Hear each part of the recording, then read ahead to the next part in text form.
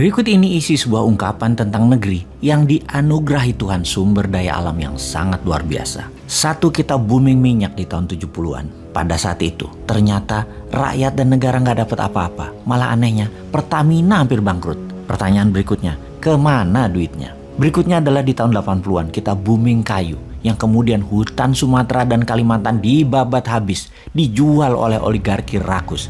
Rakyat dan negara juga nggak dapat apa-apa. Pertanyaan berikutnya, pada kemana sesungguhnya duitnya? Yang ada hanya lingkungan hancur. Dan kalau hujan sedikit aja, langsung banjir, tanah longsor. Berikutnya adalah di tahun 2000-an. Kita booming lagi, mineral, batu bara, dan lain sebagainya. Negara dan rakyat juga nggak dapat duit apa-apa. Kecuali lingkungan jadi hancur di semua daerah, dan yang lebih nggak masuk akal lagi, 95% eksportirnya tidak punya NPWP alias tidak bayar pajak. Sungguh, sebetulnya Tuhan itu sudah kasih kita beberapa kali kesempatan atau rezeki besar, tapi kita nggak becus mengelolanya. Hanya segelintir manusia yang dekat dengan kekuasaan serta penguasa saja yang mendapat manfaatnya. Fakta data yang lain lagi kita jelaskan.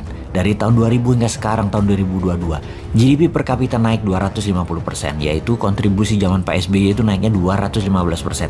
Dia beruntung karena harga komoditi naik pada saat itu. Sebelum zaman Pak SBY adalah zaman Ibu Mega, naik 25%-an. Dan zaman sekarang dalam 7 tahun baru naik 10%-an, alias dalam 7 tahun, setahunnya hanya naik 1,5% saja. Sungguh, dalam 7 tahun terakhir ini juga, hutang menumpuk menjadi 6.600 triliun atau naik hampir 4.600 triliun dari hutang negara sebelumnya di tahun 2014. Belum lagi ditambah hampir 2.000 triliunan hutang BUMN yang baru. Maka bisa dikatakan 3 kali kesempatan ditambah kelolaan negara dalam 20 tahun terakhir. Terbukti manajemen kelolaan negaranya juga tidak bisa membuat rakyat sejahtera dan bisa membuat negara Indonesia ini menjadi negara berdaulat yang utuh. Secara ekonomi hampir tidak ada kenaikan berarti. Hanya 10% dalam 10 tahun dipotong inflasi akumulasi 7 tahun.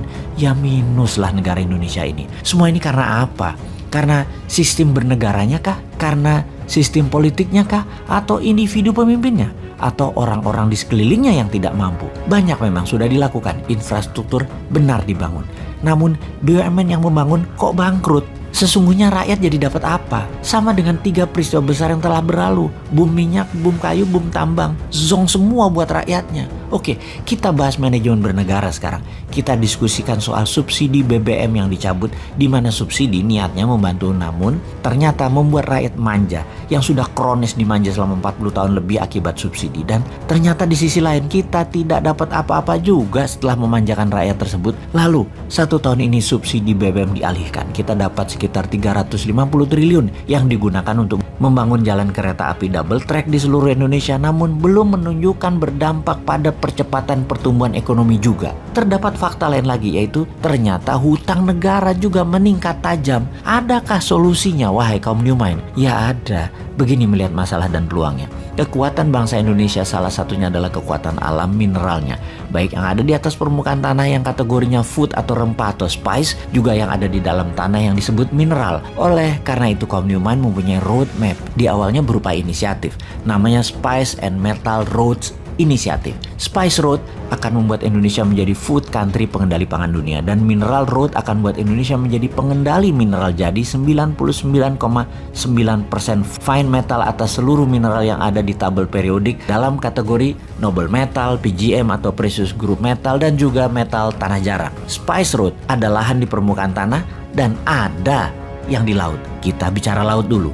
Kita akan berantas illegal fishing. Kapal-kapal nelayan asing terutama Tiongkok akan ditenggelamkan dengan cara keras. Seperti zaman Bu Susi dulu yang ternyata membuat nggak nyaman banyak pejabat pro Tiongkok. Dan Bu Susi keluar dari kabinet karena mengganggu income pejabat pro Tiongkok. Kita akan hajar lebih sadis dari Bu Susi ke depannya. Kalau perlu Bu Susi lagi pelaksanaannya dan ditambah power lebih besar lagi dia. Apa yang terjadi kemudian?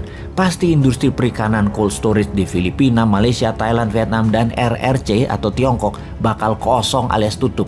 Orang mereka nyolongnya dari Indonesia. Lalu dengan dibuatkan kapal nelayan serta dimodali dengan kapal berbunga 0%, akan ada 500.000 kapal motor baru nelayan yang membuat 30 juta masyarakat laut yang hidupnya bergantung dari hasil laut, pendapatannya bakal naik 3 kali lipat dari saat ini. Jadi berani nggak ambil peluang tersebut?